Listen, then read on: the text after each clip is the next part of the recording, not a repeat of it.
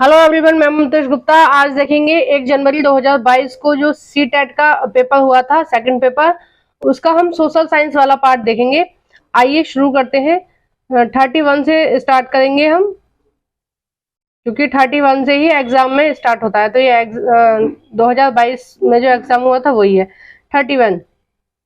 समुद्रगुप्त को किस वाद्य यंत्र को बजाते हुए सिक्कों पर दिखाया गया है?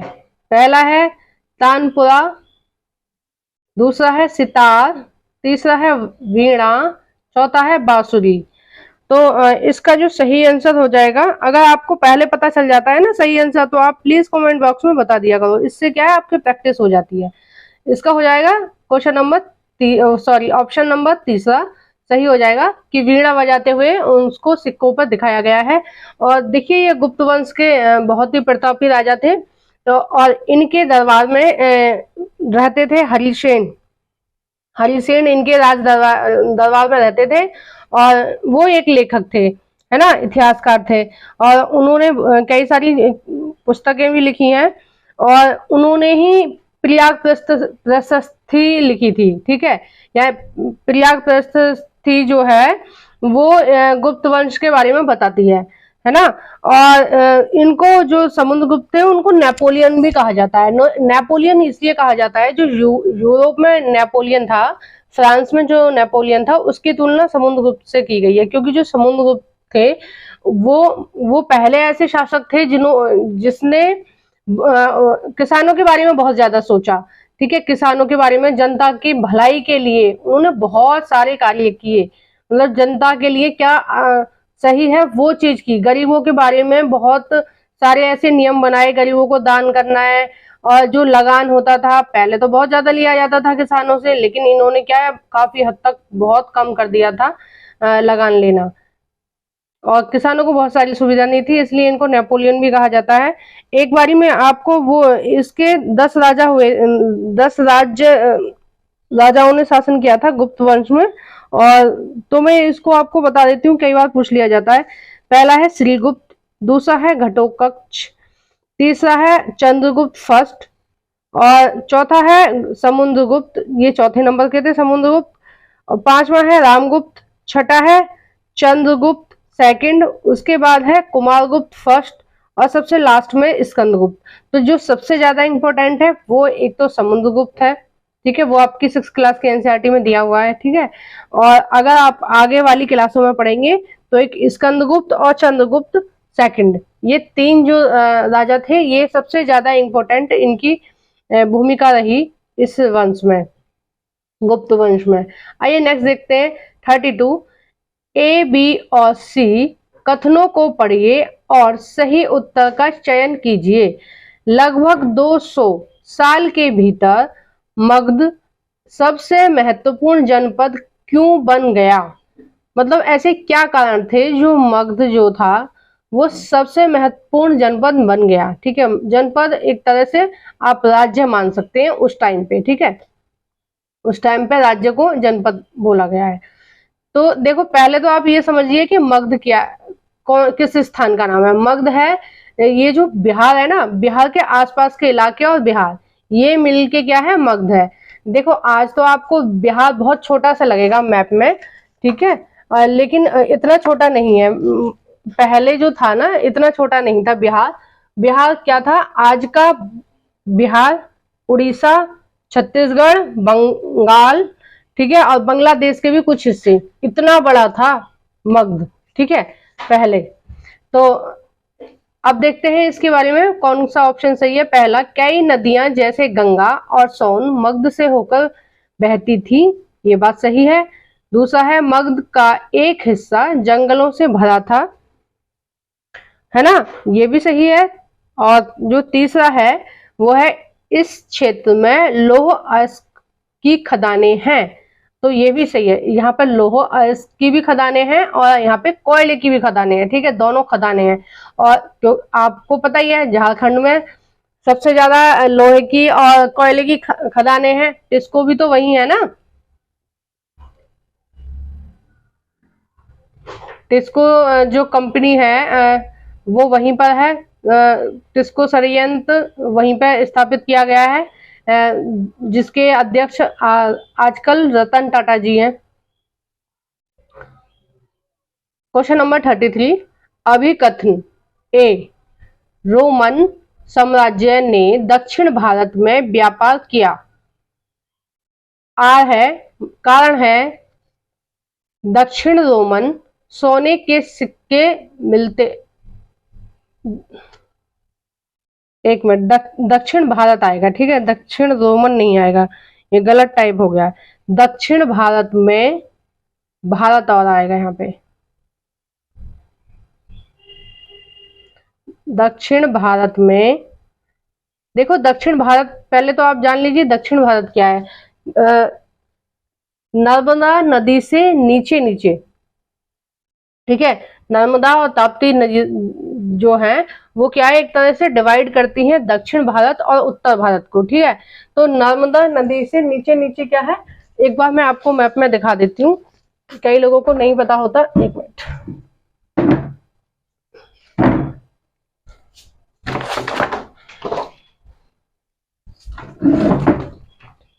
जी मैप आ गया है और मैं आपको दिखाती हूँ कि दक्षिण भारत कहाँ से स्टार्ट होता है।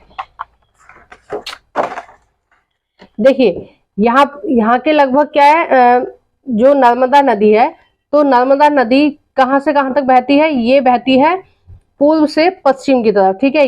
यहाँ से निकलती है छोटा नागपुर के इधर कहीं से निकलती है, यहाँ से, झारखंड से, और ये मध्य प्रदेश में सबसे ज्यादा, ये मध्य प्रदेश में बहती है, और बहती हुई लास्ट में कहाँ, यहाँ पर मिल जाती है महाराष्ट्र में। देखिए ये जो ग्रीन ग्रीन दिख रही है ये वाली है, तो ये डिवाइड करती है। अब देखिए जो नीचे वाला हो जाएगा भारत का, देखिए ये जो नीचे वाला हो जाएगा ये पूरा दक्षिण भारत हो जाएगा, मतलब इतना क्या है, ये दक्षिण भारत है, और इसके ऊपर वाला क्या है, ये उत्तर भारत है।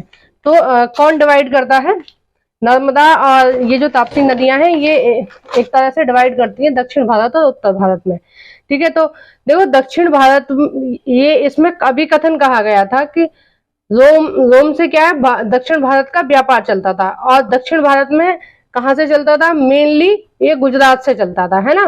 गुजरात से व्यापार, मतलब गुजरात से के रास्ते आता था सामान और गुजरात के रास्ते जाता था।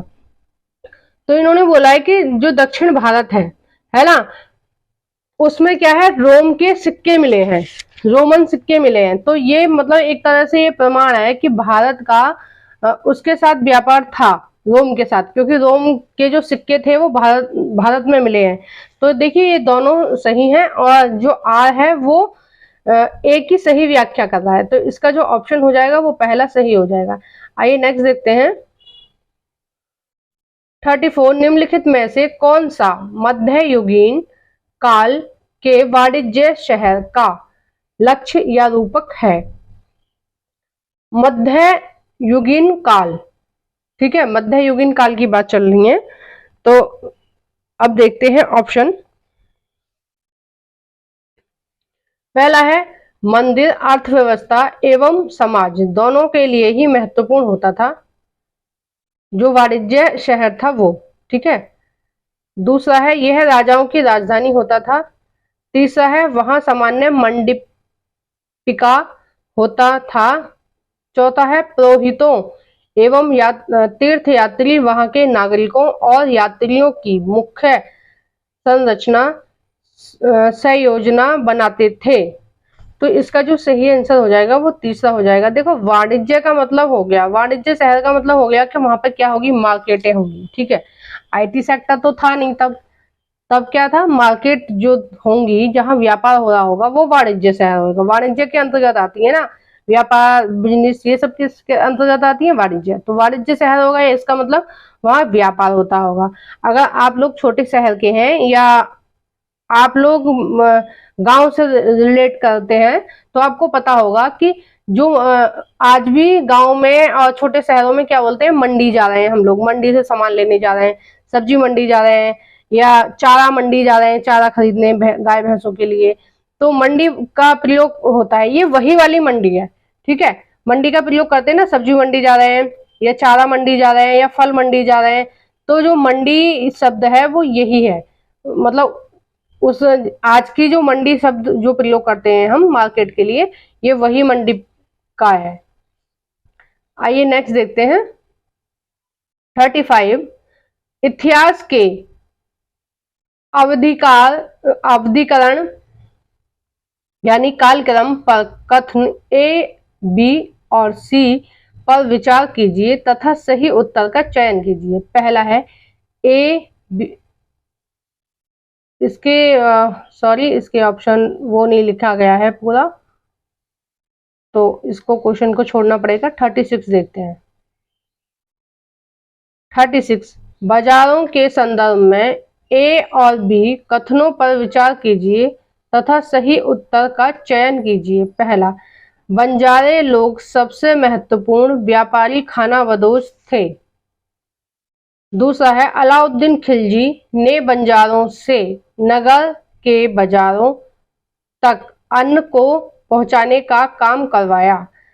देखिए, पहले तो आप ये जान लीजिए कि बंजारे जो जनजाति है वो कहाँ मिलती थी पहले, अब भी मिलती है, अब तो बहुत कम हो गया है, क्योंकि जनजाति का मतलब होता है कि वो लोग पूरे समाज से अलग रहते हैं और वो कहाँ रहते हैं, जंगलों में रहते हैं। ठीक है, जनजाति का मतलब यही होता है ना कि वो विकास वगैरह पर अपना ध्यान नहीं देते हैं, अपना विकास करने पर ध्यान नहीं देते हैं। वो क्या है, उनके लिए जो प्राकृतिक चीजें हैं वही सब कुछ है। ठीक है, प्रकृति में ही रहना वो पसंद करते हैं, मतलब जंगलों में रहना पसंद करते हैं, वहां की आबहवा ही उनको अच्छी लगती है।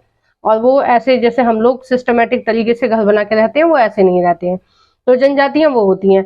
अब जनजाति, ये जो बंजारा जनजाति है, ये कहाँ थी, ये थी पश्चिम भारत में। ठीक है, अब पश्चिम भारत किसको बोलेंगे, देखो इधर वाले भारत को, एक मिनट, ये जो इधर वाला भारत है इसको बोलेंगे हम पश्चिम भारत। ठीक है, पूर्वी भारत कौन सा हो गया, ये वाला हो गया, ये सारा क्या है, पूर्वी भारत है, और ये वाला क्या है, ये पश्चिम भारत है। ठीक है, और तो पश्चिम भारत में क्या क्या आएगा, राजस्थान, गुजरात, महाराष्ट्र। ठीक है, और कर्नाटक के कुछ इलाके थे जिसपे क्या है, ये गुर्जर जनजाति थी, है ना। और ये गुर्जर जनजाति को अलाउद्दीन खिलजी ने क्या किया था, बाजारों से खिलजी ने क्या किया था कि बंजारों को ये काम सौंपा था कि तुम लोग क्या है, बाजारों में अनाज या बाकी चीजें पहुंचाओगे। ठीक है, बंजारों को ये काम सौंपा गया था। तो ये दोनों ही सही हैं, तो इसका जो सही आंसर हो जाएगा वो हो जाएगा 4। ए और बी दोनों सही है। नेक्स्ट देखते हैं 37। 17वीं सदी तक अनेक यूरोपीय उपनिवेशों ने नील की खेती करना आरंभ कर दिया। इस संदर्भ में निम्न की जोड़ी मिलान कीजिए। अब देखिए, इनका मिलान करना है तो मैं साथ के साथ मिलान भी करवाती चलूंगी आपको। देखो, पहला है ए है फ्रांसीसी। तो फ्रांसीसी ने कहां पर नील की खेती के लिए जोर दिया था, ये दिया था कैरेबियन द्वीप। और कैरेबियन द्वीप कहाँ है, ये उत्तरी अमेरिका के दक्षिणी छोर के इधर उधर है। ठीक है, एक मिनट में अभी आपको दिखाती हूँ। देखो, कैरेबियन द्वीप इधर है। ठीक है, इधर की तरफ क्या है, कैरेबियन द्वीप। ठीक है, कैरेबियन वो भी है सागर, और यहाँ पर क्या है, द्वीप भी है। ठीक है, तो इधर की तरफ है। देखो, मैं बार बार आपको मैप इसलिए नहीं दिखाती हूँ कि आपका मेरा मकसद ये है कि आपको मैं टाइम ज्यादा से ज्यादा खींचूं, ये नहीं है। अगर आप मैप से याद रखेंगी तो आपको चीजें ज्यादा लंबे समय तक याद रहेंगी। ठीक है, आपको ऐसा नहीं है कि आज पढ़ लेना है, सीटेट का पेपर देके आना है, उसके बाद ये सारी चीजें भुला देंगे। ये सारी चीजें आपको आनी चाहिए, तभी तो आप अपने जहां भी आप पढ़ाएंगे बच्चों को, जब आपके पास कुछ नहीं होगा तो आप बच्चों को क्या दोगे। इसलिए आप ज्यादा से ज्यादा ज्ञान इकट्ठा कीजिए, ताकि आप जिन बच्चों को पढ़ाएं उनके जीवन का उद्धार हो सके। ठीक है ना, क्योंकि जो टीचर होते हैं वो क्या होते हैं, देश निर्माता होते हैं, देश का निर्माण करते हैं, क्योंकि वो युवा पीढ़ी को पढ़ाना उनका काम होता है। तो देश की प्रगति में, देश के विकास में टीचरों की बहुत बड़ी भूमिका होती है। इसलिए मैं आपको बार बार मैप बताती रहती हूँ, ताकि आपको मैप से याद हो तो बहुत अच्छे से याद होगा, तभी आप आगे वाली पीढ़ी को ये सारी चीजें दे पाएंगे। बी है पुर्तगाल। पुर्तगालियों ने जोर दिया था। देखो, ये जितने भी हैं ब्राजील में। देखो ये जितने भी हैं ये सारे यूरोप वाले हैं, ठीक है। और यूरोप वालों का जहां जहां शासन चल रहा था वो वहां पे नील की खेती के लिए जोर दे रहे थे। अंग्रेजों ने कहाँ पर जोर दिया था, वो दिया था जैमका। और हमारे भारत में भी, हमारे भारत इसमें ऑप्शन नहीं है, लेकिन हमारे भारत में भी जो अंग्रेज थे उन्होंने जोर दिया था। और चौथा है स्पेनिश, स्पेनिश ने जोर दिया था वेनेजुला में, ठीक है। स्पेनिश ने कहा जोर दिया था, वेनेजुला में। तो ये सारे जितने भी यूरोपीय कंट्री वाले हैं उन्होंने जबरदस्ती जो उन्हें ठीक लगता था, जिस चीज की भी खेती, नील की खेती या फिर कपास की खेती, वो अपने हिसाब से देख लेते थे कि उन्हें किस चीज की जरूरत है और उस देश में जाके जबरदस्ती वहां के लोगों से अपने मुताबिक काम करवाते थे। तो देखिए ये जो हो जाएगा पहला सही हो जाएगा इसका। देखो हमारे भारत में भी उन्होंने इतना गलत काम किया था कि असम में वो चाय उगाते थे, असम को उन्होंने चाय के लिए रिजर्व कर दिया था। और इधर मध्य भारत में और बिहार यूपी इधर साइड क्या है, नील की खेती करवाते थे। और मतलब उन्होंने देख लिया था कि कौन सी मिट्टी किस चीज के लिए उपजाऊ है और उस पर वो वही खेती करवाते थे। कहीं गेहूं उगवाते थे, कहीं चावल उगवाते थे। तो वो अपने हिसाब से चीजों को देख लेते थे कि कहाँ क्या सही है। लेकिन आप एक बात बताइए, अगर किसी एक जगह एक ही चीज उगाई जाएगी तो वहां की जो जनता है उनके लिए गेहूं कहाँ से आएगा, उनके लिए आलू कहाँ से आएगा। भाई बहुत सारी चीजों की जरूरत होती है ना खाने की। अगर एक ही चीज उगाते रहेंगे खेत में और आप उसको बाहर बेचते रहोगे तो आप क्या खाओगे। पैसे तो वो देते नहीं थे ज्यादा, जैसे खेती करवा लेते थे तो कहीं गन्ना उगवा लिया, अपने हिसाब से देख लेते थे जहां जिसकी ज्यादा उपज होगी।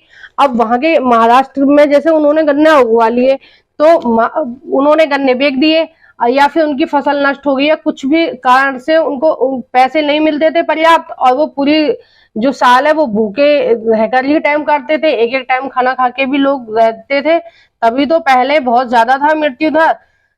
इतना बड़ा देश होने के बाद भी अब जनसंख्या बढ़ रही है, पहले नहीं बढ़ रही थी। उसका मेन कारण ये था कि पहले मृत्यु दर ज्यादा थी, लोगों को भर पेट खाना भी नहीं मिलता था हमारे देश में कृषि करने के बाद भी, क्योंकि सारा तो वो लगान के रूप में ले लेते थे और अपनी जो उनकी आवश्यकता होती थी वो उगवा लेते थे। तो इसी वजह से क्या हमारे यहाँ के किसान क्या भूखे मर जाते थे। अब एक ही अब हमारे यहाँ क्या करते हैं किसान, दो दो तीन तीन फसलें लेते हैं अपने खेत में, कभी मक्का बो लेते हैं, कभी गेहूं और कभी चावल, कुछ सब्जियां भी उगा लेते हैं अपने जरूरत के हिसाब से, जैसा उन्हें अच्छा लगता है। जिन चीजों की उन्हें जरूरत होती है अपने लिए भी कुछ चीजें उगा लेते हैं, थोड़ा थोड़ा दाल या थोड़ी कोई और चीज, मिर्च मसाले, जो भी उन्हें चाहिए होता है। लेकिन अंग्रेजों के जमाने में ऐसा नहीं था, अंग्रेज जो चीज डिसाइड करेंगे वही उगानी पड़ेगी। तो इसलिए भूखमरी पहले ज्यादा थी, अब कम है। नेक्स्ट देखते हैं 38। निम्नलिखित कथनों पर विचार कीजिए एवं सही विकल्प चुनिए। पहला है गन्ने की व्यवस्था निज व्यवस्था के अंतर्गत बागान मालिक स्वयं अपनी जमीन में गन्ने का उत्पादन करते थे। दूसरा है निज खेती की व्यवस्था में बागान मालिक या तो जमीन खरीद लेते थे, बागान मालिक एक तरह से आप जमींदार समझ लीजिए, जमींदार टाइप का, ठीक है। बहुत सारी जमीन खरीद ली और फिर उसमें मजदूर लगा के कार्य कर रहे हैं। तो ये काम कौन कर रहे थे, यूरोप वाले कर रहे थे, ठीक है। खरीद लेते थे या दूसरे जमींदारों से जमीन भाड़े पर लेते थे और मजदूरों को काम पर लगाकर नील की खेती करवाते थे। देखो ये अपने भारत में होता था। तीसरा है सी, निज खेती व्यवस्था में बागान मालिक को बहुत सारे मजदूर और तथा बड़ी मात्रा एवं मजदूरों की बड़ी मात्रा एवं बैलों की आवश्यकता पड़ती थी। तो 38 का जो सही आंसर हो जाएगा वो हो जाएगा तीसरा, बी और सी सही है। देखो ये गन्ने की खेती नहीं होती थी, ठीक है। किसकी होती थी, निज खेती में, निज में होती थी केवल और केवल नील की खेती, है ना, केवल और केवल नील की खेती होती थी। आइए नेक्स्ट देखते हैं 39। राजा राम मोहन राय ने अपने लेखन में तर्क दिया और विश्वास उत्पन्न किया कि सती होने की अनुमति नहीं है, क्योंकि जो राजा राम मोहन राय थे उन्होंने अपने पत्रिकाओं के माध्यम से ये तर्क दिया कि जो और महिलाएं हैं अगर उनके पुरुष खत्म हो जाते हैं, वो विधवा हो जाती है किसी भी अनहोनी की वजह से, तो उनको क्या है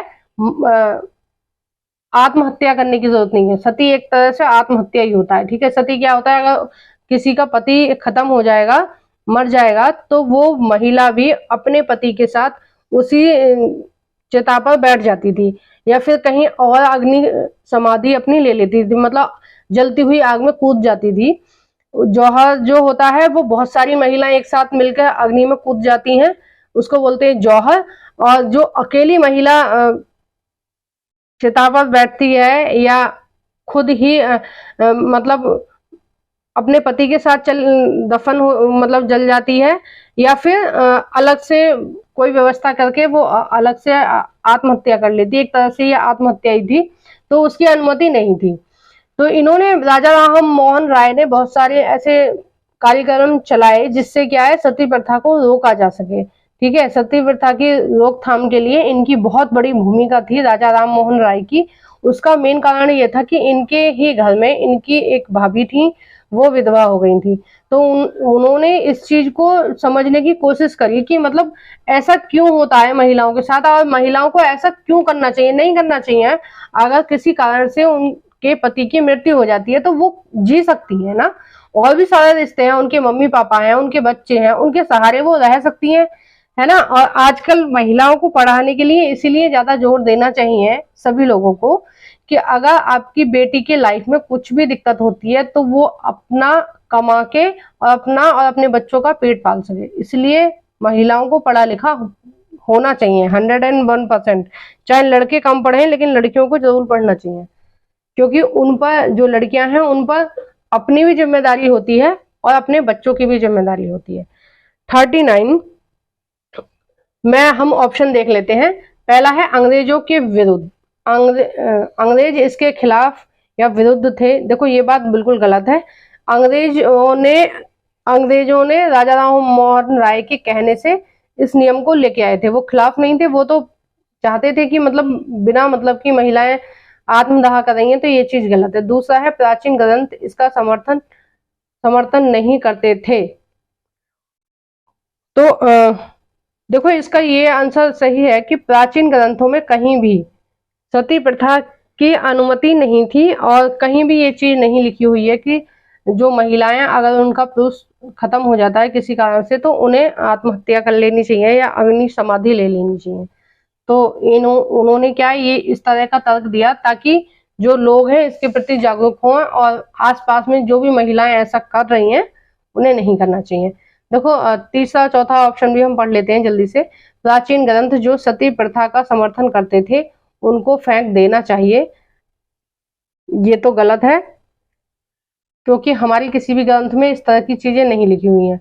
और चौथा है महिलाएं जो सती हुई हैं वे मृत्यु की कामना करती थी, तो ऐसा नहीं है, कई बार उनको जबरदस्ती भी उस अग्नि कुंड में झोंक दिया जाता था।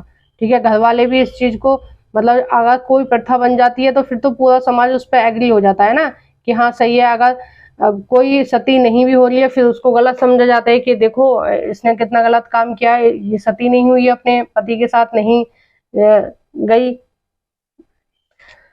क्वेश्चन नंबर 40, महिलाओं से जुड़े हुए सुधारों के संदर्भ में निम्नलिखित कथनों पर विचार कीजिए। पहला है ईश्वर चंद्र विद्यासागर ने विधवा विवाह का मुद्दा उठाया। दूसरा है मद्रास प्रेसिडेंसी में वीरशैलिंगम पंतुलु ने विधवा विवाह के समर्थन में एक संगठन बनाया। और तीसरा है सी है विवाह करने वाली महिला विधवाओं को समाज में आसानी से स्वीकार कर लिया गया। देखो विधवा विवाह की पहले व्यवस्था नहीं थी, ये आपको भी पता है। ये बाद में जब अंग्रेजों ने नियम बनाया था और ये जो इसके लिए जो सबसे ज्यादा पहल की थी वो पहल